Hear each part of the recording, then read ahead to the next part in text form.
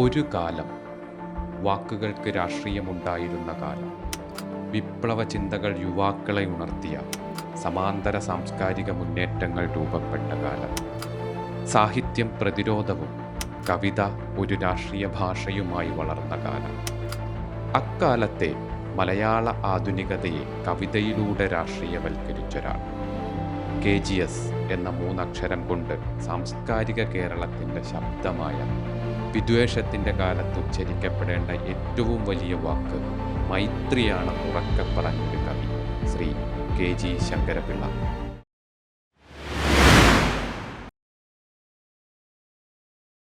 മാഷിപ്പം എഴുത്തച്ഛൻ പുരസ്കാരം കിട്ടിയിട്ടുണ്ടായിരുന്നു. അപ്പോൾ അതിൻ്റെ ആ പുരസ്കാരം വാങ്ങുന്ന സമയത്ത് നടത്തിയൊരു പ്രസംഗം സമകാലിക മലയാളം വാരികയിൽ വന്നു. അപ്പോൾ അതിനകത്ത് പറയുന്നുണ്ട്, ഞാനും സച്ചിയും ഒക്കെ ഉൾപ്പെടുന്ന രാഷ്ട്രീയ ആധുനികതയുടേതായ കുറേയധികം പ്രവർത്തകർ അല്ലെങ്കിൽ കവികൾ ചേർന്ന് നിർമ്മിച്ച ഒരു ഭാവുകത്വത്തെക്കുറിച്ച്.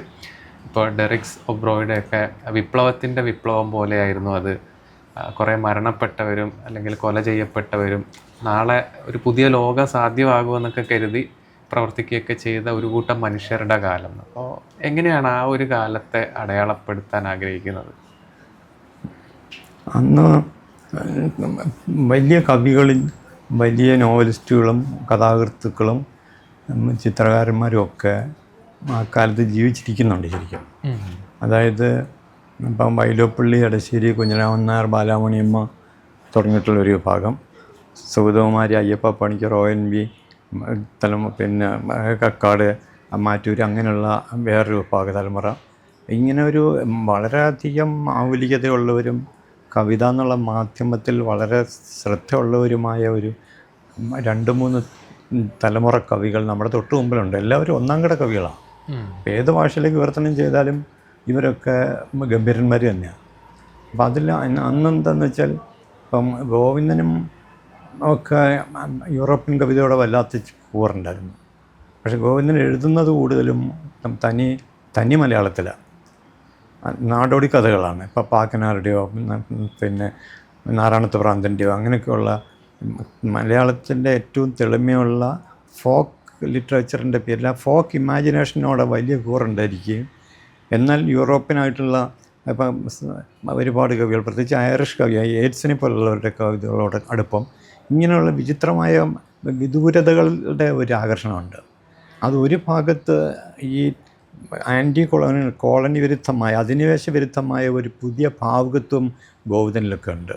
ഈ ഫോക്ക് ലിറ്ററേച്ചറിലേക്ക് പോകുന്നത് തന്നെ ജനകീയമായ ഒരു പ്രതിരോധത്തിൻ്റെ ഭാഗമായിട്ടാണ് നാടോടി സാഹിത്യത്തെയും നാടോടി ഭാവനയൊക്കെ ഗോവിന്ദൻ്റെ തലമുറ, പ്രത്യേകിച്ച് ഗോവിന്ദൻ ഉപയോഗിക്കുന്നത്. അതേസമയത്ത് അവിടെ പാരലൻ്റ് WB യേറ്റ്സൊക്കെ ഐറിഷ് നാഷണലിസത്തിന് വേണ്ടി നാടകരംഗത്തും കവിതയിലുമൊക്കെ വലിയ അന്വേഷണവും പ്രവർത്തനവും കൊണ്ടുവന്നവരാണ്. ഇവർ തമ്മിൽ ഭാവുകത്വപരമായി യോജിപ്പുണ്ട്. പക്ഷേ കവിതയിൽ വരുമ്പോൾ, ഇപ്പോൾ 1916 യേറ്റ്സിൻ്റെ തന്നെ സെക്കൻഡ് കമ്മിങ്ങിലൊക്കെ വരുമ്പോൾ വളരെ സമകാലികമായ വിഭാവങ്ങളിലേക്ക് യേറ്റ്സ് വളരെ പെട്ടെന്ന് പോകും.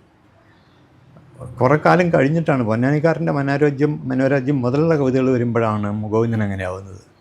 കുട്ടനാടൻ ദൃശ്യങ്ങളിൽ അയ്യപ്പ പണിക്കർ ഈ പറഞ്ഞ ഫോക്ക് ലിറ്ററേച്ചറിൻ്റെ ആദ്യ ജനഗോത്രങ്ങളോടും മണ്ണിനോടും അവിടുത്തെ ദൈനംദിനമായ എളിയ ജീവിതത്തോടും ചേർന്ന് നിന്നിട്ടാണ്. അത്തരം കഥാപാത്രങ്ങൾ വരുന്നുണ്ട്. തന്നെയും ഗ്രാമീണരായ കഥാപാത്രങ്ങളുണ്ട്. എലിയറ്റും മറ്റാളുകളും വരുന്ന കവിതകൾ വേറെ ഉണ്ട്. ഒരു കുരുക്ഷേത്രം വരുമ്പോൾ മുഴുവൻ ധർമ്മസങ്കടങ്ങളുടെയുമായിട്ടുള്ള ഒരു പ്രാതിനിധ്യത്തിലേക്ക് വരുന്നുണ്ട്. അപ്പോൾ ഏതെങ്കിലും ഒരു ട്രാക്കിൽ അങ്ങനെ നിൽക്കുകയായിരുന്നില്ല. അന്നത്തെ പ്രധാനപ്പെട്ട കവികളൊക്കെ പല സമരമുഖങ്ങളുള്ളതുപോലെ തന്നെ പല ഭാവുകത്വ മുഖങ്ങളുള്ളവരായിരുന്നു. ഈ രണ്ടുപേരെ എടുത്താൽ, അതായത് M ഗോവിന്ദനെ അയ്യപ്പ പണിക്കരെ എടുത്താൽ, അതല്ലെങ്കിൽ എടശ്ശേരിയും വൈലോപ്പള്ളി എടുത്താൽ, അല്ലെങ്കിൽ കുഞ്ഞിരാമൻ നായരെയും ബാലാമണിയും എടുത്താൽ, വളരെ വ്യത്യസ്തമായ ഒരു സൗന്ദര്യഭൂമിശാസ്ത്രം എന്ന് പറയുന്നത് ഇവരൊക്കെ കൂടി സൃഷ്ടിച്ചിട്ടുണ്ട് ഭാഷയിൽ. അപ്പോൾ മലയാള ഭാഷ, അന്നത്തെ മലയാള ഭാഷ 50കളുടെയും 60കളുടെയും മലയാള ഭാഷ എന്ന് പറയുന്നത് കാണക്കാണ് ഈ ഉത്ബുദ്ധതയിലേക്ക്, എൻലൈറ്റൻമെൻറ്റിലേക്ക് ഉയരുന്ന, കാണക്കാണ് പ്രബുദ്ധമായി തീരുന്ന, ആത്മബലമുള്ള ഒരു ഭാഷ ഉണ്ടാവുക ചെയ്യുന്നത്. അന്ന് നിരാശയും ഈ കരഞ്ഞു പരിപാടികളൊന്നുമില്ല. ഒരുതരം ഒരു പ്രത്യേക തരത്തിൽ ദാർശനിക അങ്ങ് മുഴുവൻ പറയാൻ വയ്യ, എന്നാൽ തന്നെ സഹജമായ റൊമാൻറ്റിസത്തിൽ ലയിച്ചിരിക്കുന്ന ഒരു ദാർശനികതയുടെ ഒരു അംശമുണ്ട്. അത് ഇവരിലൊക്കെ കൂടുതൽ ദൃഢപ്പെട്ടിട്ടുണ്ട്. പ്രത്യേകിച്ച് ഇടശ്ശേരി ആണെങ്കിൽ ആ വഴിക്ക് അധികം പോയില്ല. പോയത് വൈലോപ്പിള്ളിയാണ്. അത് റൊമാൻറ്റിസത്തെ പലപ്പോഴും ഒരു ഹിസ്റ്റോറിസൈസ് ചെയ്തിട്ട് ചരിത്രവൽക്കരിച്ചുകൊണ്ട് എടശ്ശേരി വൈലോപ്പള്ളി കൂടുതൽ യാഥാർത്ഥ്യത്തിലേക്ക് അതിനെ അടുപ്പിക്കാൻ ശ്രമിച്ചിട്ടുണ്ട്. ഇപ്പോൾ കുടിയൊഴിക്കലൊക്കെ അതിൻ്റെ ഒന്നാന്തര ഉദാഹരണമാണ്. പൊളിറ്റിക്കലാണത്.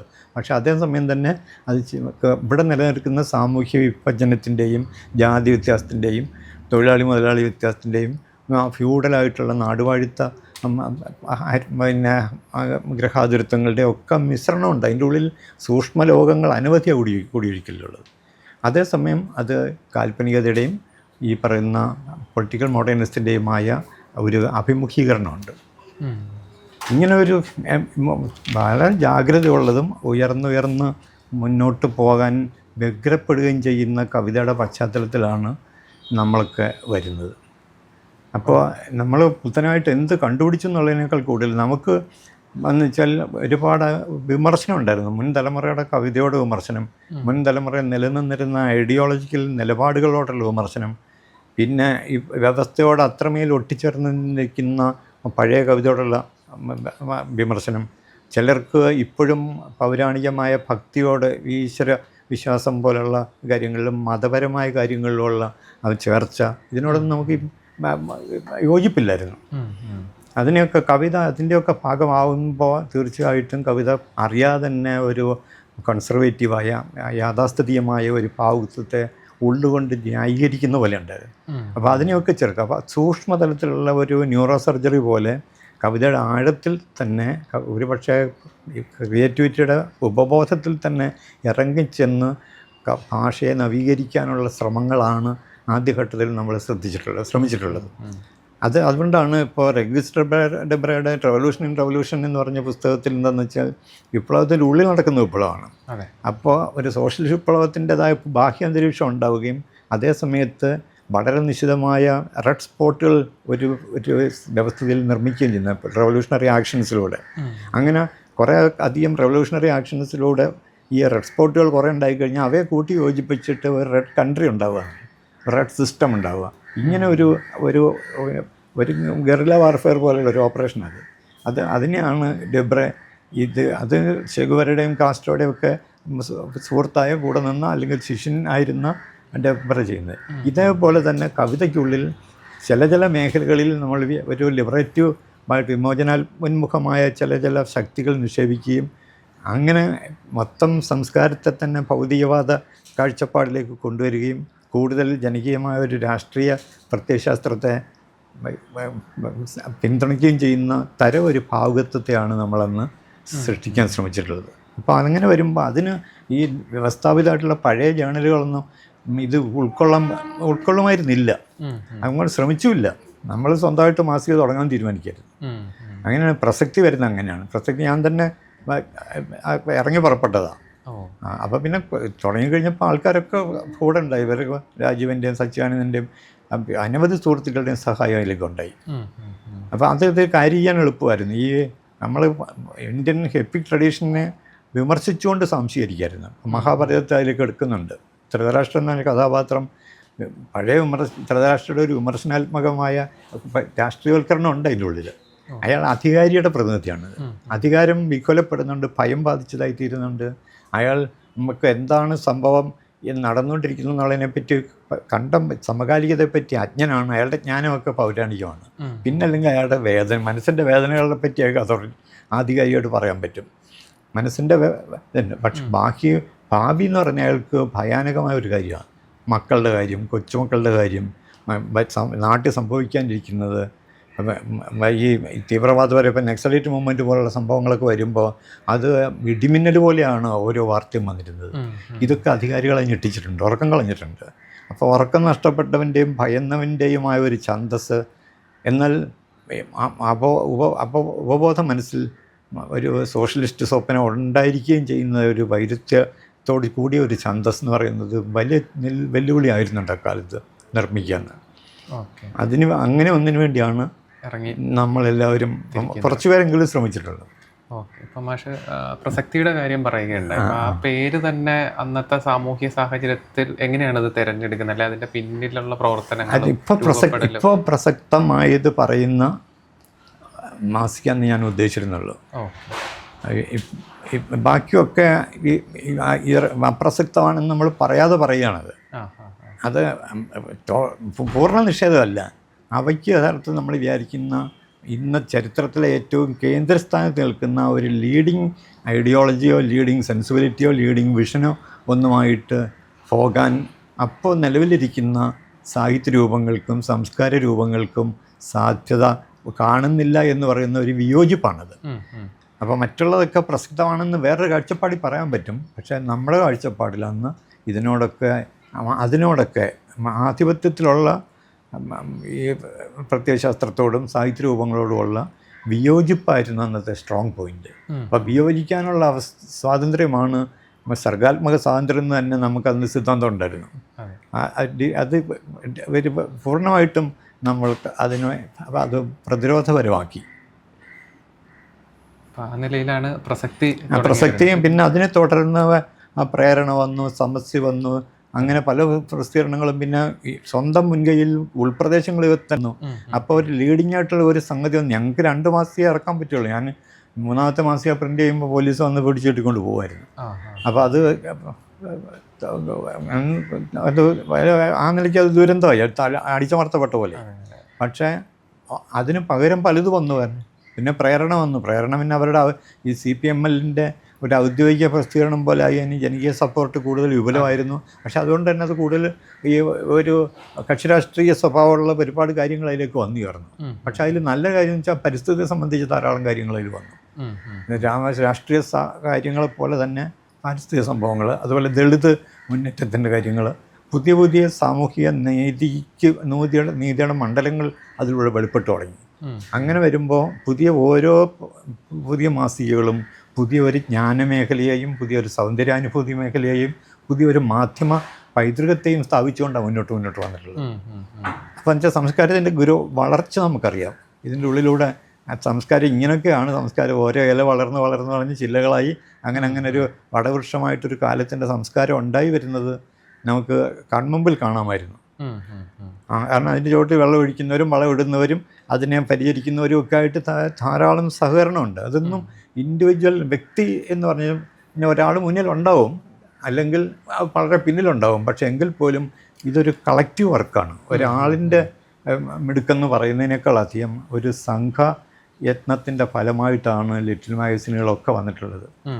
അത് ആ നിലയ്ക്ക് അത് ലിറ്റിലല്ല, ഗ്രേറ്റാണ്. കാരണം അതിനകത്തൊരു വളരെ തെളിഞ്ഞ ശുഭവിശ്വാസമുള്ള ഒരു ഒപ്റ്റിമിസ്റ്റിക് ആയിട്ടുള്ള ഒരു സോഷ്യൽ എസൻസ് എന്ന് പറയുന്നത്, ഒരു സാമൂഹ്യ സത്ത എന്ന് പറയുന്നത് അവിടെ വലിയൊരു ഊർജ്ജ കേന്ദ്രമായിട്ട് ഇതിൻ്റെ എല്ലാം ന്യൂക്ലിയസിൽ കേന്ദ്രത്തിലുണ്ടായിരുന്നു. അതില്ലാതെ സാധിക്കുമായിരുന്നില്ല. കാരണം വെച്ചാൽ ഇപ്പം ഇവിടെ നമ്മളിപ്പോൾ ബംഗാൾ എന്ന് പറഞ്ഞ കവിത എഴുതുന്നത് ഈ പ്രസ്സിലിരുന്ന് തന്നെയാണ്. ഇവിടെ തൃശ്ശൂർ തന്നെയുള്ള ബെസ്റ്റ് പ്രിൻറ്റേഴ്സ് എന്ന് പറഞ്ഞ പ്രസ്സിലിരുന്നിട്ടാണ്. അവിടെ ചിലപ്പോൾ പാതിരാത്രി 2 മണി വരെ ഈ പ്രസ് അന്നും ടൈപ്പ് മറ്റേതാണ്, നമുക്ക് പഴയ അച്ചുകൂടാ. അപ്പോൾ അച്ചു നിരത്താൻ പൊതുവാൾ എന്ന് പറഞ്ഞ വയസ്സനായ പ്രിൻ്റർ 2 മണിക്കും അവിടെ ഉണർന്നിരിക്കുക. എഴുതി കിട്ടുന്നത് കമ്പോസ് ചെയ്യണം. ഡിസംബറാണ് 1972 ഡിസംബറിലത്. 2 ദിവസം കഴിഞ്ഞാൽ ക്രിസ്മസിന് കോളേജുകളൊക്കെ പൂട്ടും. അപ്പം കോളേജ് അടയ്ക്കുന്നതിന് മുമ്പ് മഹാരാജ് കോളേജിൽ ഇതിൻ്റെ 50 കോപ്പി എത്തിക്കാമെന്ന് ഞാൻ പലരോടും പറഞ്ഞിട്ടുമുണ്ട്.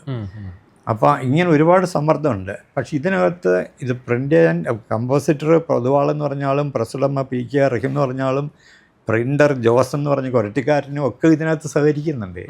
അവർക്കൊന്നും ഒരു മടിയില്ലെന്നല്ല, അവരുടെ സ്വന്തം ഒരു സാംസ്കാരിക പ്രവർത്തനം പോലെയാണ് അവരുടെ പങ്കാളിത്തം. ഇങ്ങനെയുള്ള ഓർക്കാപ്പുറത്തുള്ള സഹകരണങ്ങളും സഹായങ്ങളും ഒരുപാട് കിട്ടിയിട്ടുണ്ട്.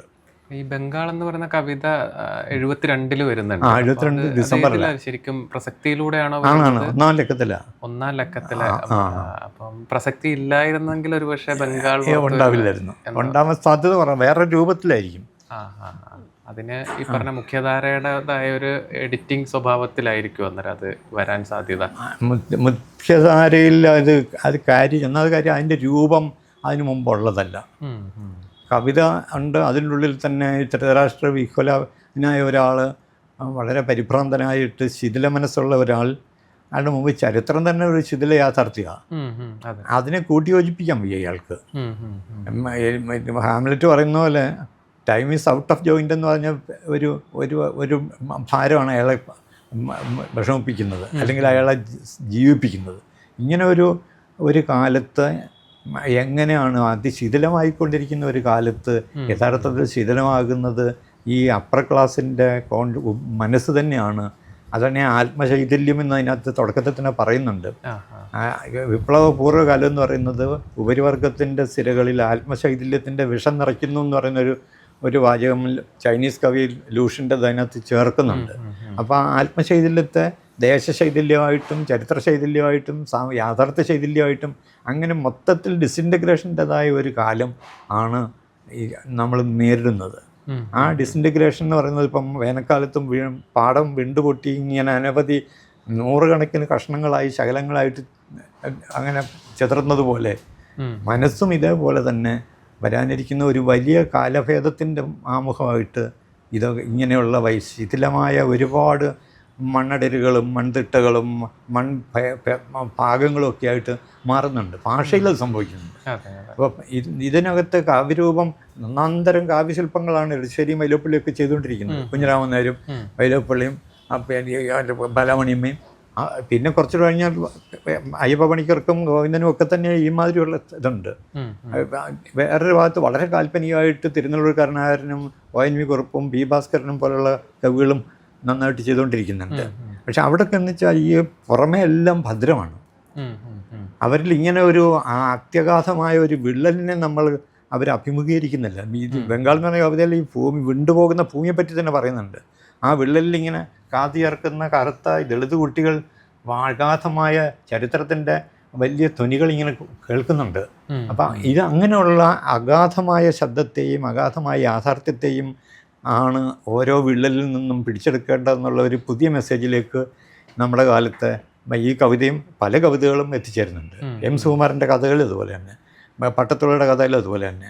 പിന്നെ പിൽക്കാലത്ത് PK നാണുവിൻ്റെയും UP ജയരാജൻ്റെയും കഥകളിൽ ഇതുപോലെ സംഭവിക്കുന്നുണ്ട്.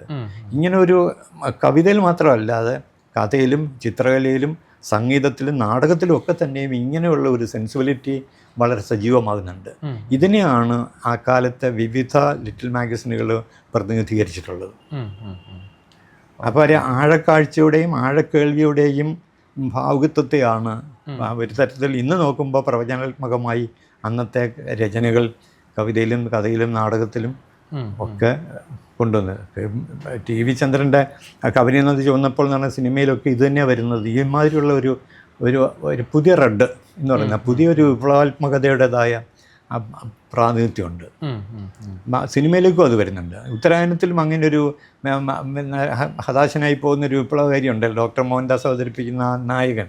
ഇങ്ങനെ എല്ലാറ്റിലേക്കും ഇതൊരു അന്നത്തെ സാംസ്കാരിക പൊതുമണ്ഡലത്തിൻ്റെ പ്രാണനാടി എന്ന് പറയാവുന്ന ഒന്നിലാണ് ഇവരെല്ലാവരും അവരവരുടേതായ മ്യൂസിക് സൃഷ്ടിക്കുന്നത്.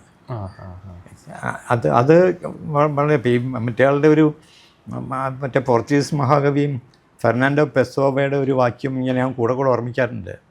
മനസ്സൊരു വലിയ ഓർക്കസ്ട്രയാണ്, അനവധി വാദ്യങ്ങൾ അതിൻ്റെ ഉള്ളിലുണ്ട്. ഇപ്പോൾ ഏത് വാദ്യമാണ് തൊട്ടടുത്ത നിമിഷം ഈ മനസ്സ് പ്ലേ ചെയ്യാൻ പോകുന്നത് എന്ന് മനസ്സിന് തന്നെ അറിഞ്ഞുകൂടാ. പക്ഷെ നമുക്കൊന്നറിയാം, നമ്മളൊരു വലിയ സിംഫണി കേട്ടുകൊണ്ടിരിക്കുകയാണെന്നത്. അപ്പോൾ അനവധി വാദ്യങ്ങൾ സജ്ജമാക്കിയിരിക്കുന്ന വലിയൊരു വൃന്ദവാദ്യം പോലെയാണ് മനസ്സെന്നും അതിൽ പ്രഡിക്റ്റബിൾ അല്ലാത്ത പ്രവചിക്കാനാവാത്ത ഒരു വാദ്യത്തിൻ്റെ മുഴക്കമാണ് ഇന്നത്തെ സംസ്കാരിക ചരിത്രത്തിൽ അല്ലെങ്കിൽ സൃഷ്ടിയുടെ ചരിത്രത്തിൽ ആവിഷ്കാര ചരിത്രത്തിൽ വരാൻ പോകുന്നതെന്നുള്ള ഒരു മുന്നറിവുണ്ട് അതിൽ.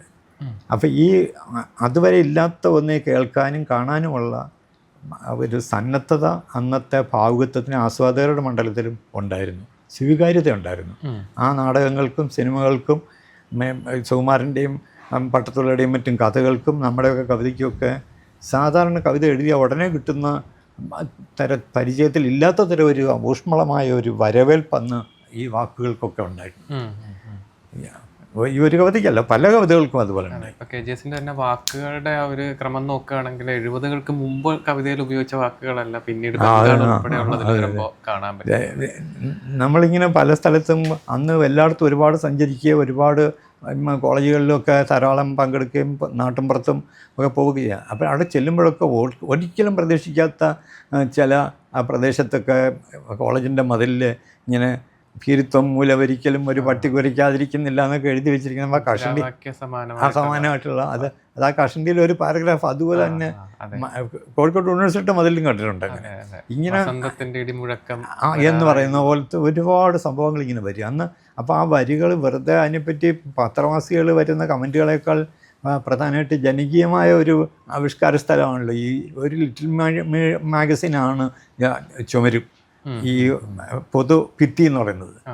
ഇത് സാംസ്കാരിക വിപ്ലവ കാലത്ത് ചൈനയിൽ വല്ലാത്ത ഏകാധിപത്യ അടിച്ചമർത്തലുണ്ടായിരുന്നപ്പോൾ അവിടെ ഒരു ജനകീയ വാൾ എന്ന് പറഞ്ഞൊരു സാധനം ബീജിങ്ങിലുണ്ടായിരുന്നു. ഒന്നല്ല, അതൊരു പുതിയൊരു മാധ്യമം. പാതിരാത്രിക്ക് ഒക്കെയാണ് കവികൾ കവിത കൊണ്ട് ഒട്ടിച്ചിട്ട് പോക്കളയുന്നത് രഹസ്യമായിട്ട്. ഇപ്പം നാളെ വേറെ സ്ഥലത്തായിരിക്കും.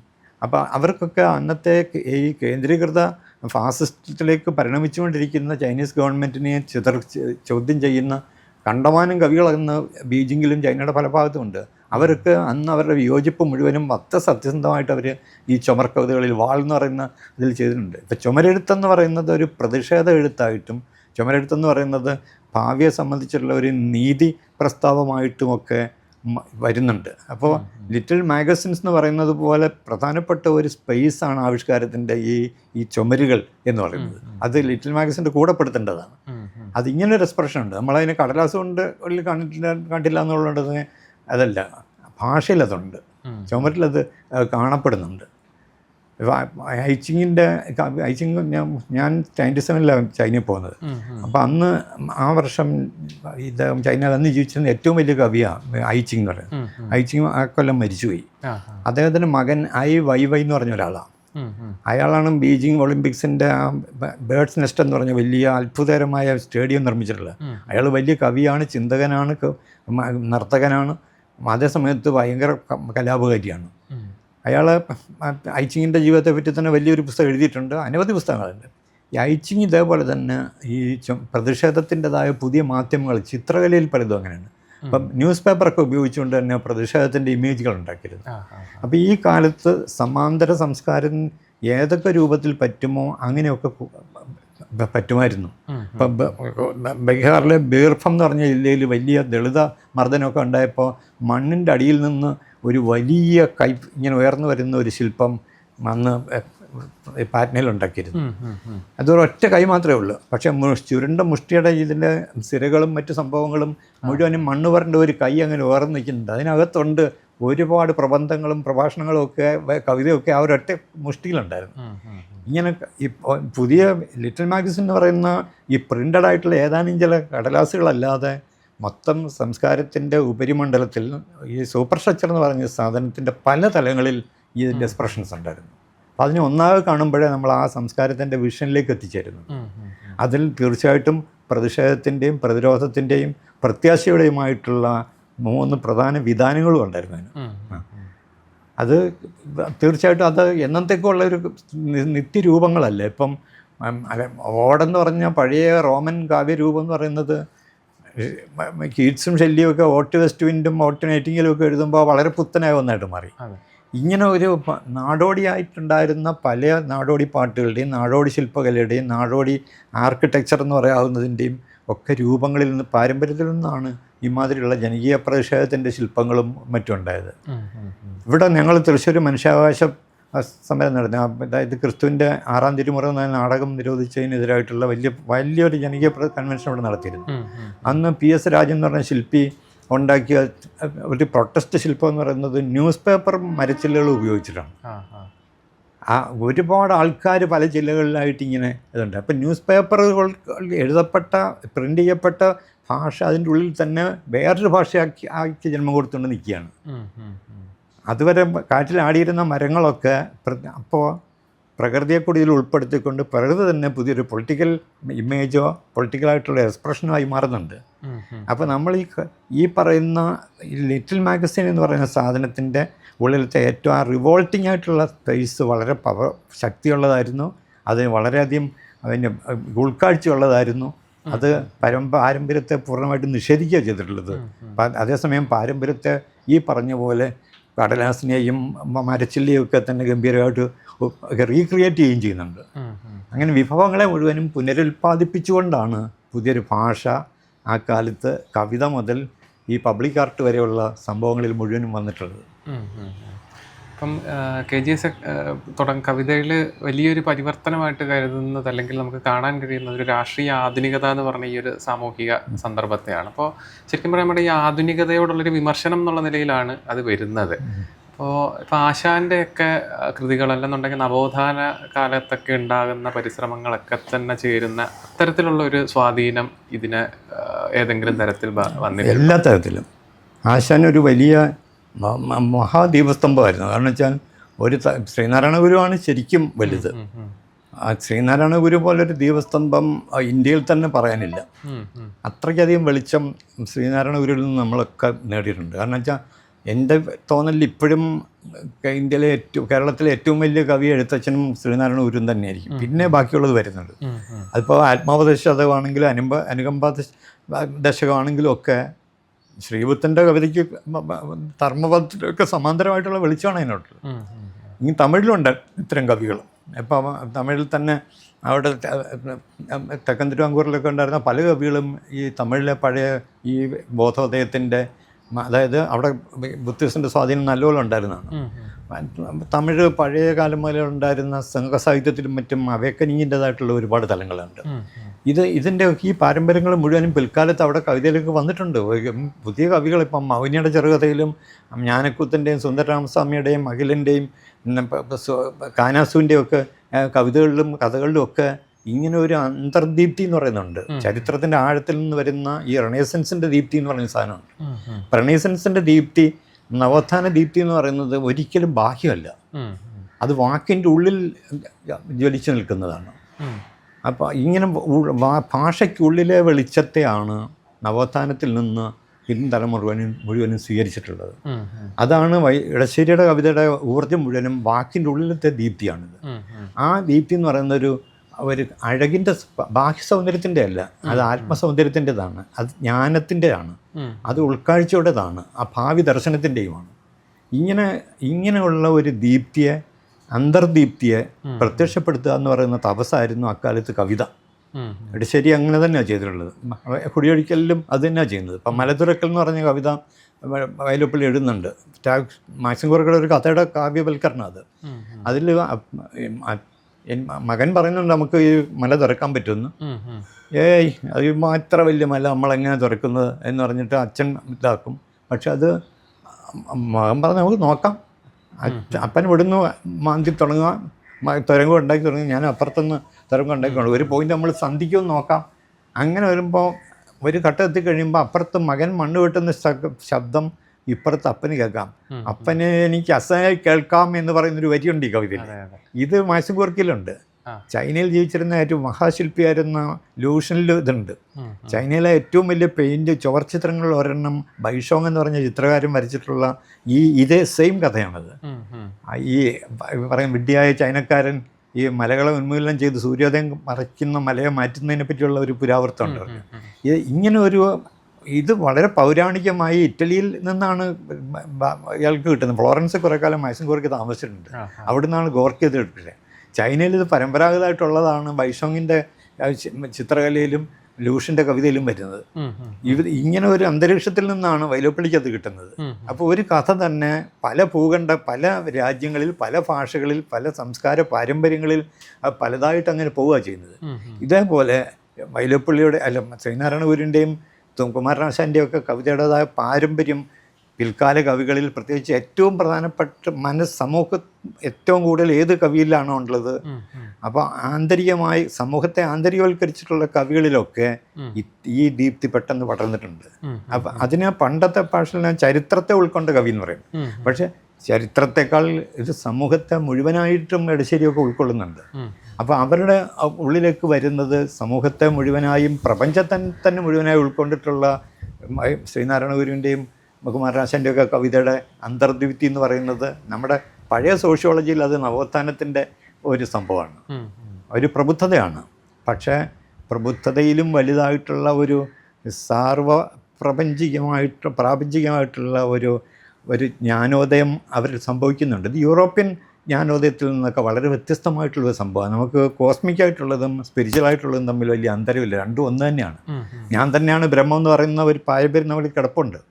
അതുപോലെ ഒരു ഹിസ്റ്ററി എന്ന് പറയുന്നത് ഇപ്പോൾ തീർച്ചയായിട്ടും അങ്ങനെ ഒരു തെളിമ ഇപ്പോൾ നമുക്ക് ആർക്കും ശ്രീനാരായണ ഗുരുവിൻ്റെ തെളിമയിലേക്ക് എത്താൻ പറ്റുന്നില്ല. അതെ അതെ. ഇപ്പം ആശാനിലൊക്കെ അല്ലെങ്കിൽ അതിന് തൊട്ട് മുമ്പുണ്ടായിരുന്നതൊരു ഭാവഗീതാത്മകമായിട്ടുള്ള സമീപനത്തിലാണ് ഇത്തരം ആശയങ്ങളെ അവതരിപ്പിക്കുന്നതെങ്കിൽ പിന്നെ ഇപ്പോൾ KGSൻ്റെ ഒക്കെ ഒരു കാലത്തേക്ക് വരുമ്പോൾ കവിത എന്ന് പറയുന്നത് കുറച്ചുകൂടെ ഗദ്യാത്മക രൂപത്തിലേക്ക് മാറുന്നുണ്ട്, അല്ലെങ്കിൽ മഹാകാവ്യ സമാനമായി നിന്നിരുന്നതിൽ നിന്ന് ഗദ്യത്തിലേക്കുള്ള ഒരു മാറ്റം വരുന്നുണ്ട്. അപ്പോൾ ഇതിനെ എങ്ങനെയാണ്, അല്ലെങ്കിൽ ഈ മാറ്റത്തിലൂടെ എന്തായിരുന്നു ഉദ്ദേശിച്ചത്?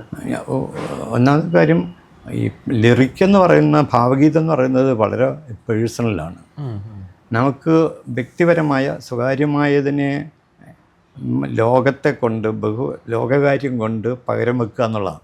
എന്നുവെച്ചാൽ ലിറിക്കിനെ നിഷേധിക്കുകയും എപ്പിക്കിനെ പുനരാവാഹനം ചെയ്യുക എന്ന് പറയുന്നതായിരുന്നു നമ്മുടെ ഒക്കെ കവിതയുടെ അന്നത്തെ ലക്ഷ്യം.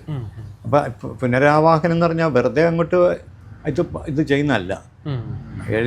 ലിറിക്ക് എന്ന് പറയുന്നത് വളരെ വൈകാരികമായ സാന്ദ്രതയുള്ള കവിതയാണ്. അത് സംഗീതാത്മകമാണ്, അത് ഏകാഗ്രമാണ്. ഏതെങ്കിലും ഒരു ചെറിയ അനുഭൂതിയെ കേന്ദ്രീകരിച്ചുകൊണ്ട് അതിലൊരു ജീവിത സത്യം ഉണ്ടാവും, അതിനെ കേന്ദ്രീകരിച്ചുകൊണ്ടാണ് ഒരു ലിറിക്ക് വരുന്നത്. അപ്പം ലിറിക്കിൻ്റെ അത്തരത്തിലുള്ള ശില്പപരമായ അത് മുക്തിൻ്റെ ഒക്കെ പോലെ തന്നെ അവർ രൂപശില്പപരമായ വലിയ കൗതുകമുള്ള ഒരു കാവ്യ ചരിത്രത്തിലെ ഒരു പ്രധാന രൂപമാണിത്. പക്ഷെ അതൊരു കാൽപ്പനിക കാലം മുഴുവനും ഏതാണ്ട് 150ഓളം വർഷം ലോക കവിതയിൽ നിലനിന്നിരുന്ന ഒരു സാധനമാണ് ലിറിക് പോയട്രി എന്ന് പറയുന്നത്.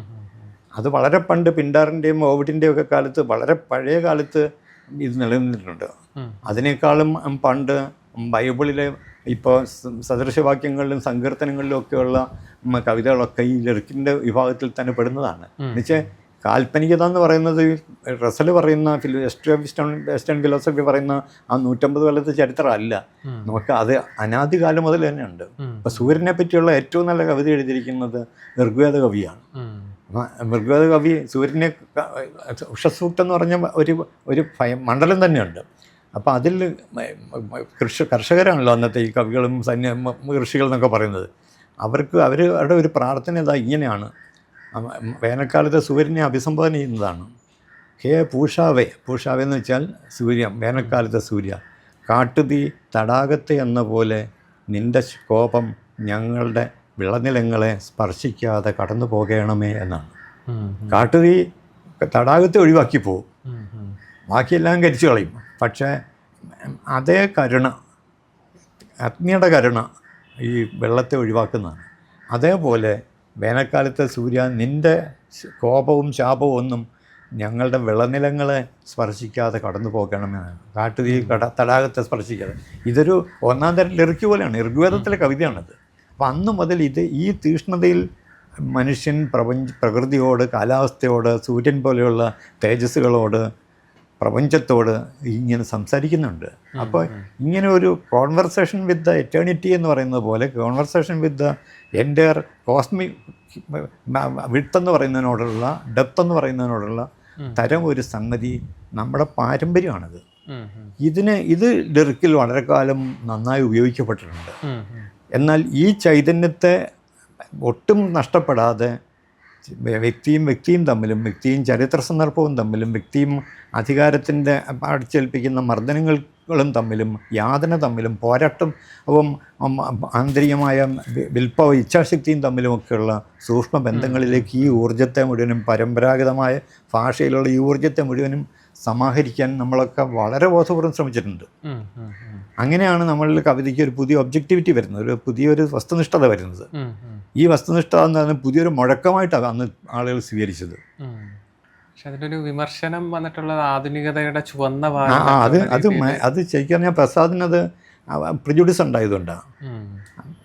അങ്ങനെ അത് ശരിയല്ല. ശരിക്കും അങ്ങനെ പറയുന്നത് ആധുനികതയുടെ ചുവന്ന വാലല്ല. ആധുനികതയിൽ അന്ന് ഇപ്പോൾ രാജീവൻ്റെ ലേഖനത്തിൻ്റെ കാര്യം പറഞ്ഞില്ല, അതിൽ പറയുന്ന പോലെ തന്നെ ആധുനികതയുടെ ചുവന്ന മനസ്സാണ്. ആധുനികത എന്ന് പറയുന്നത് ഇപ്പോൾ അസ്തിത്വവാദപരമായ ആധുനികതയിൽ നിന്ന് സോഷ്യലിസ്റ്റ് മാർക്സിസ്റ്റ് ലെനിനിസ്റ്റ് ഐഡിയോളജിയിലേക്ക് മാറിക്കഴിഞ്ഞ ഒരു ആധുനികതയാണ്. ഈ ആധുനികത എന്ന് പറയുന്നത് യൂറോപ്യൻ, പ്രത്യേകിച്ച് പാരീസ് അസ്തിത്വവാദത്തിന് കുത്തകയായിട്ടുള്ളൊരു സംഭവമല്ല. അതിന് വെളിയിലാണ് ടി.എസ്. എലിയറ്റും മറ്റും ഉണ്ടായിരുന്നത്. ജെയിംസ് ജോയ്സ് അതിന് വെളിയിലായിരുന്നു. ഏറ്റ്സ് അതിന് വെളിയിലായിരുന്നു. നേരത്തെ ഞാൻ പറഞ്ഞ ഫെർണാണ്ടോ പെസോവ അതിന് വെളിയിലായിരുന്നു. ഇങ്ങനെ യൂറോസെൻട്രിക് ആയിട്ടുള്ള ഒരു ആധുനികത സങ്കല്പം വെച്ച് നോക്കുമ്പോൾ ആ അസ്തിത്വവാദപരമാണ് ആധുനികത. അതിൽ തന്നെ ശരിക്കും പറഞ്ഞാൽ സാർത്രമിൻ്റെ അസ്തിത്വവാദവും കാളിയാസ്പേഴ്സിൻ്റെ അസ്തിത്വവാദവും ഗാഫ്കയുടെ അസ്തിത്വവാദവും അൽബർ കമ്മിൻ്റെ അസ്തിത്വവാദവും ഒക്കെ പലതരം അസ്തിത്വവാദങ്ങളാണ്. അപ്പോൾ അസ്തിത്വവാദം ഒന്നല്ല, അത് നാസ്തികവും ആസ്തികവുമായ അസ്തിത്വവാദങ്ങളുണ്ട്. അതൊരു ബഹുലമായ ഒരു പ്ലൂറലായിട്ടുള്ള ഒരു ദർശന മണ്ഡലമാണത്. അതിൽ ഏതോ ഒന്നിൻ്റെ ഭാഗമാണ് ആധുനികത അല്ലെങ്കിൽ പ്രകാശനമാണ് ആധുനികത എന്ന് വിചാരിച്ചിട്ടാണ് ഇതിനെ ഇത് ചുവന്ന വലെന്നൊക്കെ വിളിച്ചു പോകുന്നത്. സംഭവമല്ല, അങ്ങനൊരു ഏകാത്മമായ ഒരു ആധുനികത ഇല്ല. ശരിയായ അർത്ഥത്തിൽ ഇല്ല മനസ്സിലാക്കുക. ഇപ്പം റൊമാൻറ്റിസം ഒന്നല്ല, റൊമാൻറ്റിസം പലതാണ്. അതുകൊണ്ടാണ് ഏവോ ലൗജോയ് എന്ന് പറഞ്ഞ ഒരു ഗംഭീരനായ ഒരു അമേരിക്കൻ സാഹിത്യചരിത്രകാരൻ ഒരു പുസ്തകം എഴുതിയിട്ടുണ്ട്, on the discrimination of the romanticisms എന്നാണ്. കാൽപ്പനികതകളുടെ വിവേചനപരമായ ഉൾക്കാഴ്ച എന്നാണ്. അത് വായിക്കുമ്പോൾ നമുക്കറിയാം എത്ര തരം ആധുനികതയുള്ള ലോകത്തുള്ളത്. രാജ്യഭേദമനുസരിച്ച്, ഭാഷാഭേദമനുസരിച്ച്, സമയഭേദമനുസരിച്ച്, പിന്നെ വിശ്വാസഭേദമനുസരിച്ച് അനവധി കാൽപ്പനികത ഉള്ളത്. അതുപോലെ തന്നെ ഒരു ഇസവും ഏകാന്തമായ ഒരു സാധനമല്ല. ഒരു ഇസവും മാർക്സിസം 200 തരം മാർക്സിസം ഉണ്ട്. ഇപ്പോൾ എത്ര തരം ഗാന്ധിസം തന്നെയാണ് ഉള്ളത്. ഇസങ്ങളൊന്നും ഏകാന്തങ്ങളല്ല, അതെല്ലാം ലോകാന്തങ്ങളാണ്. ഇതുപോലെ തന്നെ മോഡേണിസം അതുപോലെ തന്നെ. മോഡേണിസം ഒരു ബഹുവചനമാണ്, അതൊരിക്കലും ഒരു ഏകവചനമല്ല. അതിൽ ഏതിൻ്റെ ചുവന്ന വല എന്ന് പറഞ്ഞാലും അത് ശരിയാവില്ല. അസ്തിത്വത്തിൻ്റെ ആണെന്ന് പറഞ്ഞാൽ ശരിയല്ല. പക്ഷെ അതിൻ്റെ ഉള്ളിലേക്ക് ചുവന്ന ഒരു ഭാവുകത്വത്തിൻ്റെ വിപ്ലവ പ്രതീക്ഷയുടേത് വിമോചനോന്മുഖമായ ഒരു ചരിത്ര പരിണാമത്തെ സംബന്ധിച്ച ഐഡിയോളജിക്കൽ കൺവിക്ഷനുള്ള ഒരു ആധുനികത വരികയാണ് ചെയ്യുന്നത്. അത് വാലിലല്ല, അത് ആത്മാവിലുള്ള ഒരു ഉത്ബുദ്ധതയാണത്. ഒരു ഐഡിയോളജിക്കൽ കൺവിക്ഷനാണ് ഈ ചുവപ്പെന്ന് പറയുന്നത്. അന്ന് നമ്മളൊക്കെ ശരിക്കും മാർക്സിസ്റ്റുകളാണ്. മാർക്സിസ്റ്റ് വെച്ചാൽ ക്ലാസിക്കൽ EMSൻ്റെ പാർട്ടിയിലൊന്നും പെടുന്നവരല്ല. പക്ഷെ മറിച്ച് മാവോയിസത്തിൻ്റെയും കൂടുതൽ സായുധ വിപ്ലവത്തിൻ്റെയും ഭാഗത്ത് നിൽക്കുന്ന ഒരു മാർക്സിസം ആ കാലത്ത് വളരെ സജീവമായിരുന്നു. അതിൻ്റെ ഒരു ചെറിയ എക്സ്പ്രഷനായിരുന്നു നക്സൽ ബാരികളിലും മറ്റും വന്നത്. അതിനോട് നമുക്കൊക്കെ വിമർശനം ഉണ്ടായിരുന്നു. അപ്പോൾ എന്നാൽ പോലും നമ്മൾ അനുഭാവപരമായിട്ട് ഒരു മാവോയിസ്റ്റ് അനുഭാവത്തിലേക്ക് നമ്മൾ പലപ്പോഴും വലിച്ചടിപ്പിക്കപ്പെട്ടിട്ടുണ്ട്. അതാണ് ഇതിൻ്റെ ഈ ചുവപ്പെന്ന് പറയാവുന്ന ഒരു കാര്യം. പക്ഷെ അപ്പോഴും നമ്മൾ ചോദിക്കുന്നുണ്ട്, ഏതെങ്കിലും ഒരു ദൈവത്തിൻ്റെ ദൂതനല്ലാതെ, ഏതെങ്കിലും ഒരു വിശ്വാസത്തിൻ്റെ ദൂതനല്ലാതെ ഏത് ബ്രഷുണ്ട്, ഏത് വർണ്ണം എന്ന് ചോദിക്കുന്നുണ്ട്. അപ്പോൾ ഈ ചുവപ്പ് നിറത്തിന് പോലും ഏതെങ്കിലും ഒരു പൗരാണികനായിട്ടുള്ള ഏതെങ്കിലും ഒരു നരബലി ഇഷ്ടപ്പെടുന്ന ഒരു പഴയ ദുർമന്ത്രവാദിയുടെയോ പിശാചിൻ്റെയോ സാത്താൻ്റെ അങ്ങനെ ഏതെങ്കിലും ഒരു പഴയ ഒരു ഹിംസാത്മക സ്വത്വത്തിൻ്റെ ഒരു പ്രതീകമായിട്ട് ഈ ചുവപ്പിന് വേണേൽ മാറാം. അപ്പം ആ ചുവപ്പിൽ വിശ്വസിക്കുന്നു പറഞ്ഞാൽ തന്നെ അതിനെ വിമർശിച്ചുകൊണ്ടാണ് നമ്മൾ നിൽക്കുന്നത്. അതിനെ ഞങ്ങൾ സമ്പൂർണ്ണമായ വിമോചന മാലാഖയായിട്ടൊന്നും കണ്ടിട്ടില്ല. അപ്പോൾ അങ്ങനെ എപ്പോഴും തുടക്കം മുതൽ വിമർശനം അറ്റാച്ച്ഡ് ആയിട്ടുള്ള ക്രിയേഷനായിരുന്നു നമ്മുടെയൊക്കെ കാലത്തെ ആധുനികതയ്ക്കുള്ളത്. അതിൽ ആത്മവിമർശനമുണ്ട്, മാധ്യമവിമർശനമുണ്ട്, പാരമ്പര്യ വിമർശനമുണ്ട്, സമകാലികമായ സങ്കീർണതകളുടെയും ദൗർബല്യങ്ങളുടെയും ശക്തികളോടൊക്കെ ഉള്ള വിമർശനമുണ്ട്. ക്രിയേറ്റിവിറ്റി എത്ര ഉണ്ടോ അത്രയ്ക്ക് തന്നെ വിമർശനമുള്ള കലാരൂപമാണ് നമ്മളൊക്കെ സൃഷ്ടിച്ചിട്ടുള്ളത്. കേരളത്തിലെ ഒരു നക്സൽ മൂവ്മെൻറ്റിൻ്റെ ഒരു ചരിത്രം നോക്കുമ്പോൾ അത് ഒരിക്കലും ഒരു വർഗസമരം എന്നുള്ള നിലയിലല്ലല്ലോ ആരംഭിക്കുന്നത്. ഭരണകൂടത്തിനെതിരായിട്ടുള്ള അക്രമം പോലെയാണ്. അത് പിന്നീട് വരികയും മറ്റൊരു ഘട്ടത്തിൽ പരാജയപ്പെടുന്നൊരു രീതിയിലേക്ക് പെട്ടല്ലോ, പരാജയപ്പെട്ടു. മാത്രമല്ല അത് വിമോചനത്തിലേക്ക് ഒരു കുറുക്ക് വഴിയുണ്ടെന്നുള്ള ഒരു അക്ഷമ ഇതിനകത്തുണ്ട്. അതാണ് തീവ്രവാദങ്ങളുടെ ഒക്കെ കുഴപ്പം. അതാ ഇങ്ങനെ ഈ വഴിയെ പോയാൽ നമുക്ക് ഈ കടലിൽ ആടാതെ അങ്ങ് അമേരിക്കയിൽ എത്താം, വേറെ എവിടെയെങ്കിലും എത്താമെന്ന് പറയുന്ന പോലത്തെ ഒരു കുറുക്ക് വഴി ഈ തീവ്രവാദങ്ങളിലൊക്കെ ഉണ്ട്. ചരിത്രത്തിൽ കുറുക്ക് വഴികളില്ല. നമുക്ക് കുട്ടിക്ക് കുറുക്ക് വഴി കൊണ്ട് വാർദ്ധക്യത്തിലെത്താനൊന്നും പറ്റില്ല, അല്ലെ യൗവനത്തിലെത്താൻ പറ്റില്ല. അതിൻ്റെതായ വളർച്ച ടൈം എന്ന് പറയുന്നതിലൂടെ മാത്രമേ നമുക്ക് പരിണമിച്ചെത്താൻ പറ്റുള്ളൂ. അത് ആ ചരിത്രത്തിൻ്റെതായ സ്വാഭാവിക പരിണാമഗതിയെ, ഛന്ദസ്സിനെ നിരോധിച്ചുകൊണ്ടാണ്, മറന്നുകൊണ്ടാണ് പലപ്പോഴും തീവ്രവാദങ്ങളൊക്കെ വന്ന് നക്സലൈറ്റ് പാർട്ടി അങ്ങനെ തന്നെയായിരുന്നു. അപ്പോൾ അതുകൊണ്ട് തന്നെ അക്കാലത്ത് ഞങ്ങൾ പറയാറുണ്ട്, അതായത് മലബാർ കമ്മ്യൂണിൻ്റെ ഔട്ട്സൈഡർ എന്ന് പറഞ്ഞ നോവലിലെ ഔട്ട്സൈഡർ അസ്തിത്വവാദിയായിട്ടുള്ള ഒരു എലിനേറ്റഡ് ആയിട്ടുള്ള ഒരു സമൂഹത്തിൽ നിന്ന് ബഹിഷ്കൃതമായ ഒരവസ്ഥയിലാണ്. ഈ നക്സലൈറ്റ് സഹാക്കളൊക്കെ തന്നെയും സമൂഹത്തിൽ നിന്ന് ബഹിഷ്കൃതരായിട്ടുള്ള റെഡ് ഔട്ട്സൈഡേഴ്സാണെന്ന് നമ്മൾ പറയാറുണ്ട്. അവർ സമൂഹത്തിൽ ലയിക്കുകയല്ല ചെയ്യുന്നത്, സമൂഹത്തിൽ നിന്ന് അവർ സ്വയം ഒറ്റപ്പെടുത്തുക ചെയ്യുന്നത്. അത് രഹസ്യമായിട്ട് ജീവിക്കുക. അങ്ങനെ ഈ ഗൂഢവാദം മുഴുവൻ അങ്ങനെയാണല്ലോ. അങ്ങനെ ഒരു റെഡ് ഔട്ട്സൈഡേഴ്സിൻ്റെ ഒരു യുഗമായിരുന്നു ശരിക്കും പറഞ്ഞാൽ നക്സലൈറ്റ് മൂവ്മെൻറ്റ്. ഇപ്പോഴും അവർ ചിലത് അതേ വിശ്വാസത്തിൽ തുടരുന്നവരുണ്ട്. അവരുടെ സഹതാപേ പറ്റുള്ളൂ. പഴയ കുറേ പേര് ആത്മഹത്യ ചെയ്യുകയും ഒക്കെ വേറെ വഴി എന്താ? ഇപ്പൊ സച്ചിദാനന്ദൻ പറയുന്ന കവിത ഉണ്ടായിരുന്നത് കൊണ്ടാണ് ഞാൻ അതിൽ അതിജീവിച്ചത് എന്നുള്ള രീതിയിൽ പറഞ്ഞു കേട്ടിട്ടുണ്ട്. അന്ന് ഈ പറഞ്ഞ തീവ്രവാദ രാഷ്ട്രീയത്തിന്റെ ഒക്കെ ഒരു ഭാഗമായി. അതല്ല, അപ്പം ഒന്നാമത്തെ കാര്യം, സച്ചിദാനന്ദനും ഞാനും ഒക്കെ പീരുക്കളായിരുന്നു. പീരുക്കൾക്ക് ആത്മഹത്യ ചെയ്യാനൊക്കെ പ്രയാസമാണ്. കവിതയല്ല, എന്തെല്ലാം ഉണ്ടായാലും ആത്മഹത്യ ചെയ്യാൻ സത്യം അതാണ്. അതിൻ്റെ പൊള്ളിക്കുന്ന യാഥാർത്ഥ്യത. നമ്മൾ പോലീസ് പിടിക്കാൻ വരുമ്പോൾ നമ്മൾ പിൻവാതിൽ കൂടെ പോയി കളക്ടറെ കണ്ടിട്ട് എങ്ങനെ നമുക്ക് ജാമ്യം തരാൻ ഏർപ്പാടാക്കാൻ പറ്റുമെന്ന് ആലോചിച്ച് പോകുന്ന തരം കക്ഷികളാണ്. അല്ലാതെ നമ്മൾ ഈ വിപ്ലവത്തിന് ഇതിന് പോയി വെടിയേറ്റ് വർഗീസ് മരിച്ചു എന്ന് പറയുന്ന തരത്തിൽപ്പെട്ട മനുഷ്യരെ അല്ല നമ്മൾ അമാരിയുള്ള ഹീറോയിക്കായിട്ടുള്ള റെവല്യൂഷണറികളുടെ പ്രാതിനിധ്യം നമ്മളെ അവകാശപ്പെടുന്നുണ്ടെങ്കിൽ അതൊരു അത്യാഗ്രഹമാണ്. അങ്ങനത്തെ ഹീറോയിസവും അങ്ങനത്തെ ധീരതയും നമ്മുടെ വാക്കിലല്ലാതെ നമ്മുടെ സ്വത്വത്തിൽ അതില്ല. സത്യം. നമ്മൾ ഒരു ഭാഗത്ത് നമ്മളൊക്കെ കരിയറിസ്റ്റുകളാണ്. കൂടുതൽ നല്ല പദവികളിലേക്കും കൂടുതൽ ഔദ്യോഗികമായ പിന്നെ മറ്റ് സാമ്പത്തികമായ ഭദ്രതകളിലേക്കൊക്കെ പോകുന്ന ഒരു മധ്യവർഗ മനുഷ്യനാണ്. മധ്യവർഗ മിഡിൽ ക്ലാസ് മനുഷ്യനും അയാൾ ബുദ്ധിജീവിയാണെങ്കിലും കവിയാണെങ്കിലും ചിത്രകാരനാണെങ്കിലും ആക്ടറാണെങ്കിലും ആരാണെങ്കിലും അയാളിൽ ഒരു കോമ്പസിഷൻ, അത് അയാളുടെ അയാളെ രൂപപ്പെടുത്തുന്ന ആ ഘടനയെ രൂപപ്പെടുത്തുന്ന ഘടകങ്ങളിൽ ഭീരുത്വം ഒരു പ്രധാനപ്പെട്ട നിർണായകമായ ഒരു ഇൻഗ്രീഡിയൻ്റാണ്. മാറി ഏത് വീരവാദത്തോടും എനിക്ക് യോജിപ്പില്ല. ആ നിലയിലാണ് അന്നും വിപ്ലവം എന്നുള്ളതിനെ അങ്ങനെ സ്വയം ഹീറോ ആക്കുന്നത് തന്നെ ഒരു ഭീരുത്വം കൊണ്ടാണ്.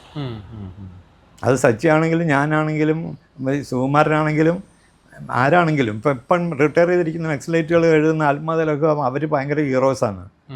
അങ്ങനെയൊന്നും അല്ല സത്യം. അപ്പോൾ അത് ഇപ്പം നമുക്ക് ഒരാളെ ഇത് പേഴ്സണലായിട്ടുള്ള ഒരു വിമർശനമല്ല, ഇത് ആത്മവിമർശനം ഞാൻ പറയുന്നത്.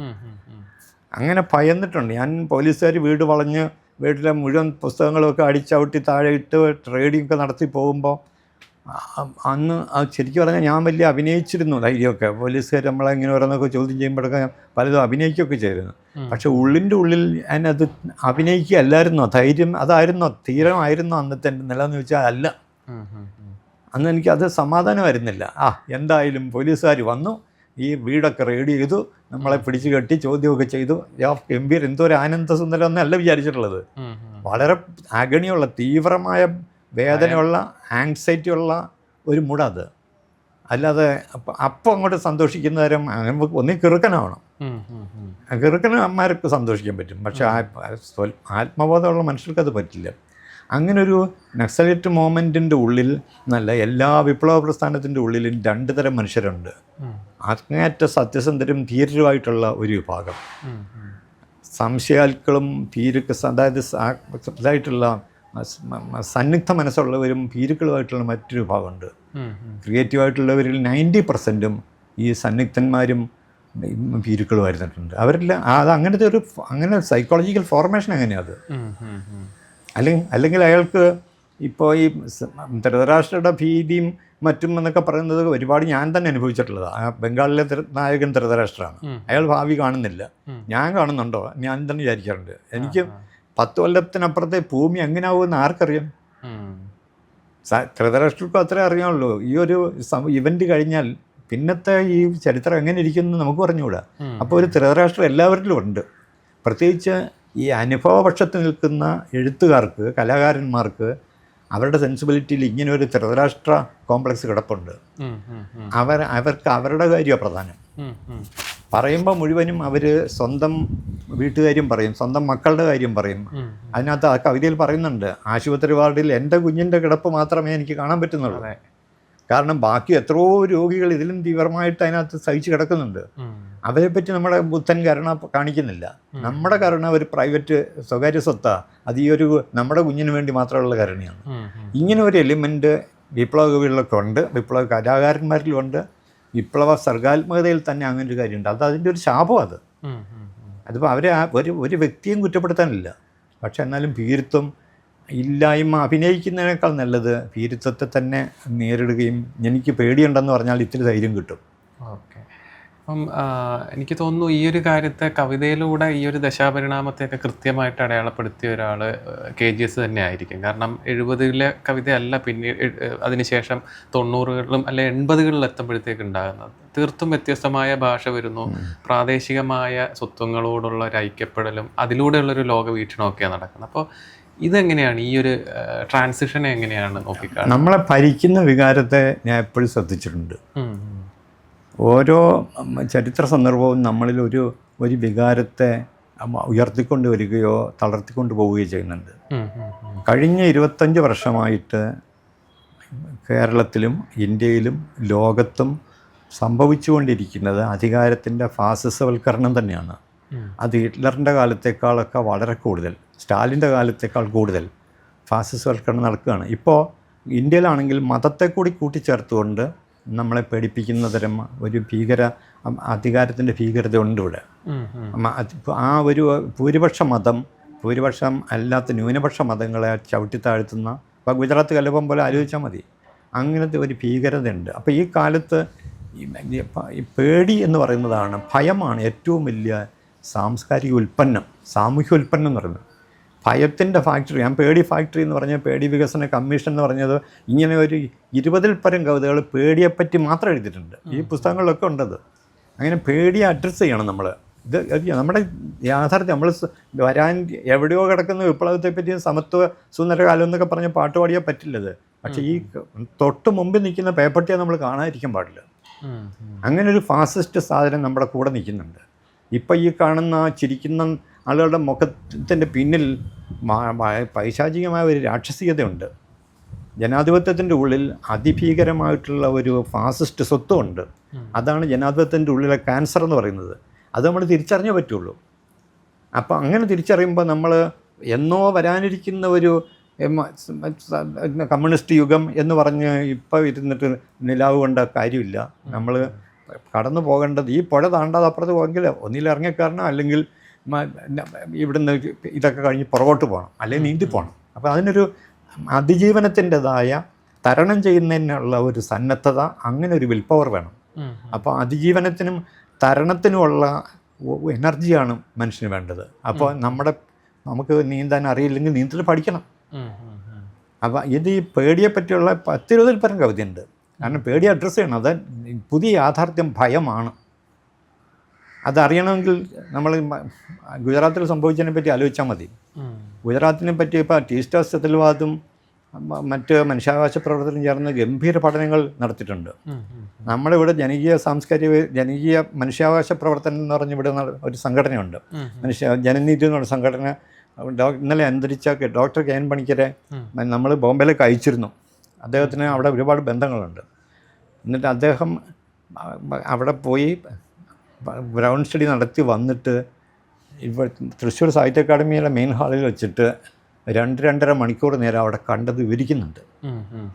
നമുക്ക് അങ്ങനെ ഇന്ത്യ ചരിത്രം വളരെ ഗംഭീരമായ ചരിത്ര പുസ്തകങ്ങൾ അനവധി എഴുതിയിട്ടുള്ള ഒരു ഗ്രാംഷ്യൻ ഹിസ്റ്റോറിയനാണ് JNUവിലെ ഹിസ്റ്ററി പ്രൊഫസറായിരുന്ന ഈ ഡോക്ടർ KN പണിക്കർ. പിന്നെ മഹാശ്വേത പോയി, റമീല താപ്പർ പോയി. ഇദ്ദേഹം പലതവണ അവിടെ പോയി. ഇദ്ദേഹം തന്നെ സെക്യുലർ നിരപേക്ഷവാദിയാണ്. അപ്പോൾ ഈ മതതീവ്രവാദം എന്ന് പറയുന്ന സാധനം എങ്ങനെയാണ് ഇന്ത്യൻ ഫാസിസത്തിൻ്റെ പുതിയ പേരായിരിക്കുന്നത്, എന്താണത്, ഏത് നരകമാണ് അവർ ലോകത്ത് സൃഷ്ടിക്കുന്നതെന്ന് ഗംഭീരമായിട്ട് പണിക്കർ വിവരിച്ചിട്ടുണ്ട്. ഇതിലൂടെ നമ്മൾ മനസ്സിലാക്കേണ്ട കാര്യം, ഇന്ത്യക്കുള്ളിൽ ഈ പുറമേ കാണുന്ന പാലങ്ങളും ഹൈവേകളും മറ്റ് പുതിയ വന്ദേ ഭാരത് വിമാനങ്ങളും ട്രെയിനുകളും ഒന്നും അല്ല ഇന്ത്യയുടെ യാഥാർത്ഥ്യം. അതൊരു പോളിഷ്ഡ് മാസ്ക് മാത്രമാണ്. പക്ഷെ ആഴത്തിൽ ഈ പറയുന്ന കുറേ ഭീകരതകളുണ്ട്, വലിയ ദംഷ്ട്രകളുണ്ട്, വിഷമുണ്ട്, വലിയ കൊലപാതകങ്ങളുണ്ട്. അപ്പം അവിടെ ആ വെറുപ്പിൻ്റെ വേദം എന്ന് പറഞ്ഞ് ഞാനൊരു ലേഖനം നേരത്തെ എഴുതിയിരുന്നു. അതിൻ്റെ ഉള്ളിൽ പറയുന്ന ഒരു സംഭവമുണ്ട്. അതായത് ഒരുപാട് പേരെ വെട്ടിക്കൊല്ലുകയും തല്ലും ഒക്കെ ചെയ്തു കഴിഞ്ഞ് പല വീടുകൾക്കും പെട്രോൾ ബങ്കുകൾക്കും ഉൾപ്പെടെ തീയും കൊടുത്ത് നരകം നമ്മുടെ മുമ്പിൽ തന്നെയാണ്, ഈ ജീവിക്കുന്ന ഈ സമയം തന്നെയാണെന്ന് ബോധ്യപ്പെടുത്തിക്കൊണ്ടാണ് ഗുജറാത്ത് കലാപം നടക്കുന്നത്. അപ്പോൾ അവിടെ 6 വയസ്സുള്ള ഇമ്രാൻ എന്ന് പറഞ്ഞൊരു കുട്ടി നടു റോഡിൽ ഇങ്ങനെ ഇതായിട്ട് നിൽക്കുന്നുണ്ട്. ഒരു അവൻ്റെ ഭാഷ പോയി, എന്ത് ചോദിച്ചാലും മിണ്ടാൻ വയ്യാത്ത ഭാഷ. അപ്പം ഈ മതതീവ്രവാദികളെ ഭീകരന്മാർ വന്നിട്ട് അവൻ്റെ ഇങ്ങനെ ബലമായിട്ട് കവളത്ത് വിരലമർത്തി തുറപ്പിച്ച് അതിൻ്റെ ഉള്ളിലേക്ക് മണ്ണെണ്ണ ഒഴിച്ചിട്ട് നിനക്കെന്താ വേണ്ടത്, വെട്ടിക്കൊന്ന കൊല്ലപ്പെട്ടിട്ടുള്ള അച്ഛനമ്മമാരുടെ അപ്പയുടെയും അമ്മയുടെയും കൂടെ പോകണോ, അതോ നിനക്ക് ഇവിടെ നിന്നരിയണോ, ഏതാണ് നിനക്ക് നിൻ്റെ ഇഷ്ടം പോലെ എന്ന് പറഞ്ഞിട്ട് തീപ്പെട്ടിക്കുള്ളി അരിച്ചിട്ടാണ് ഈ 6 വയസ്സുകാരൻ കുട്ടി അനവധി കഷ്ണങ്ങളായിട്ട് പൊട്ടിത്തെറിച്ചു പോവാണ്. ഇത് ഇന്ത്യയിൽ നടക്കുന്നതാണ്. ഉണ്ണികൃഷ്ണനെ വാഴ്ച സന്ധ്യനാമം ചൊല്ലുന്ന ആൾക്കാരാണ് ഇത് ചെയ്യുന്നത്. അപ്പോൾ ഇത്തരം ഒരു യാഥാർത്ഥ്യത്തെയാണ് നമ്മൾ നേരിട്ടുകൊണ്ടിരിക്കുന്നതെന്ന് അത് മറന്നിട്ട് പിന്നെ നമുക്ക് എന്തും ആവാം. പക്ഷേ അത് മറന്നാൽ അവിടെ ഇത് ഇതിൻ്റെ സാക്ഷികൾ പേടിക്കുകയാണോ സന്തോഷിക്കുകയാണോ ചെയ്യുന്നത്? അവരിലുണ്ടാവുന്ന വികാരം എന്ന് പറയുന്നത് ഭയമാണ്.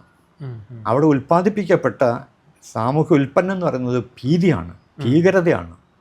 അപ്പോൾ ഭയത്തെ ഉൽപ്പാദിപ്പിക്കുന്ന പ്രസ്ഥാനത്തിൻ്റെയും ഫാക്ടറിയുടെയും പേരാണ് ഭീകരത. ആ ഭീകരത ഇന്ത്യയിലുണ്ട്, ലോകത്തെ എല്ലാ സ്ഥലത്തുണ്ട്. ഇപ്പോൾ ചൈനയിലുണ്ട്. ചൈനയിൽ ഏറ്റവും വലിയ ഭീകര പ്രസ്ഥാനങ്ങൾ ഒരെണ്ണമായിട്ട് മാറിക്കൊണ്ടിരിക്കുക. ഒരെണ്ണം പുറത്ത് ഒരു വാർത്ത പറ്റില്ല. അതുപോലെ തന്നെ പുടിൻ ചെയ്തുകൊണ്ടിരിക്കുന്നത് എന്തൊരു തരം മനുഷ്യഹത്യ ചെയ്തുകൊണ്ടിരിക്കുന്നത്. ട്രംപ് ഇറാനിലെ പാവപ്പെട്ട ആയിരക്കണക്കിന് മനുഷ്യർ കൊല്ലപ്പെടുന്നുണ്ട്. അതുപോലെ ജീസസിൻ്റെ പേരിൽ ആണയിടുന്ന ജൂതായിസ്റ്റുകൾ എന്താ ചെയ്യുന്നത്? ഇസ്രായേൽ എത്ര ലോകം മുഴുവനും അങ്ങനെ ഒരു ഭീതിയെ ജനിപ്പിക്കും. നമുക്ക് ആകെ മനസ്സിലാവുന്നത് ഗ്യാസിൻ്റെ ഷോർട്ടേജ് വരാൻ പോകുന്നുണ്ടെന്നാണ് നമ്മൾ പറഞ്ഞുകൊണ്ടിരിക്കുന്നത്. അതല്ല, ലൈഫിൻ്റെ ഷോർട്ടേജാണ് സംഭവിക്കാൻ പോകുന്നത്. ഇത് ഇങ്ങനെ ഇതിന് ഈ വികാരത്തെ നേരിടുമ്പോൾ നമ്മൾ ഇന്നലത്തെ കവിത എഴുതില്ല. പിന്നെ ആ ഒരു മാറ്റം തീർച്ചയായിട്ടും വലിയ മാറ്റം, ആഴത്തിലുള്ള മാറ്റമാണ്. ഓക്കെ, നമുക്ക് കൺക്ലൂഡ് ചെയ്ത് പറയുകയാണെന്നുണ്ടെങ്കിൽ ഇപ്പം തിരിഞ്ഞു നോക്കുമ്പോൾ പോയ കാലത്തെ എങ്ങനെയാണ് അടയാളപ്പെടുത്താൻ ആഗ്രഹിക്കുന്നത്? ഓണസ്റ്റ് ആയിരിക്കാൻ ശ്രദ്ധിച്ചിട്ടുണ്ട്. എന്നും സത്യം വിട്ട് ആത്മവഞ്ചന ചെയ്യാതിരിക്കണം എന്നുള്ളതാണ് ഒരേ ഒരു വ്രതം. നമ്മൾ സ്വയം കേമനാക്കിക്കൊണ്ട് ആത്മപ്രശംസ ചെയ്യാൻ പാടില്ല. ആത്മപ്രശംസ ചെയ്യുന്നവരെ നമ്മളെ സെയിലബിൾ ആക്കുകയാണ്, കൂടുതൽ വിൽപ്പന സാധ്യതയുള്ള ഒരാളാക്കി മാറ്റുക ചെയ്യുന്നത്. നമ്മൾ സ്വയം വിൽപ്പനയ്ക്ക് സന്നദ്ധനാണെങ്കിൽ അതൊക്കെ ചെയ്തോളൂ. എല്ലാത്തരം ഗ്ലാമർ താരങ്ങളും ഈ മോഡലുകളും ഒക്കെ ചെയ്തുകൊണ്ടിരിക്കുന്ന കാര്യമാണ്. ഒരു ആർട്ടിസ്റ്റ്, ഒരു കവിയോ കഥാകൃത്തോ, ഏത് ആർട്ടിസ്റ്റും അയാൾ സമൂഹത്തോടൊപ്പം നിൽക്കുന്നു എന്ന് ക്ലെയിമാണ് ആർട്ടിസ്റ്റ് എന്ന് പറയുമ്പോൾ. സമൂഹത്തോടൊപ്പം നിൽക്കുന്നവൻ മനസ്സാക്ഷി കൊണ്ട് സമൂഹത്തോടൊപ്പം നിൽക്കണം. അവരുടെ മുമ്പിൽ ഞാൻ ഇത്തിരിയെങ്കിലും സുപ്പീരിയറാണെന്ന് ഭാവിക്കാതിരിക്കണം. ആണെങ്കിൽ പോലും, ആണെന്ന് ആളുകൾ പറഞ്ഞാൽ പോലും, അല്ല ഞാൻ ബ്രെക്റ്റ് പറഞ്ഞ പോലെ മാൻ എമംഗ് മെൻ, മനുഷ്യർക്കിടയിലെ മനുഷ്യൻ, അതിലധികം ഒന്നുമല്ല എന്ന് പറയുന്ന ആ സത്യസന്ധതയാണ് ഇന്ന് മറ്റു മനുഷ്യർക്ക് ബലം കൊടുക്കുന്നത്. ഓക്കെ, അതിലാണിപ്പോൾ ജീവിതം മുമ്പോട്ട് പോകാൻ. എൻ്റെ മാത്രമല്ല, എല്ലാ വിവേകമുള്ള മനുഷ്യരും അങ്ങനെയാണ് വേണ്ടത്. അല്ലാതെ സ്വയം കേമനാണെന്ന് പറഞ്ഞ് ഹീറോ ചമഞ്ഞ് പോകുന്നത് ശരിയല്ല. ആ ഭയങ്കരമായ സാമൂഹ്യദ്രോഹ ആത്മപ്രശംസ. ഞാനിങ്ങനെയാണ്, ഞാൻ അത് ചെയ്യും ഇത് ചെയ്യും എന്ന് പറഞ്ഞിട്ടുള്ള ഒരു, നമ്മൾ ഫേസ്ബുക്ക് തന്നെ അതിൻ്റെ ജീർണതയിൽ അങ്ങേയറ്റം. അപ്പോൾ സ്വയം പൊഴുത്തലിൻ്റെ ഒരു വലിയ കുളമല്ലേ അത്.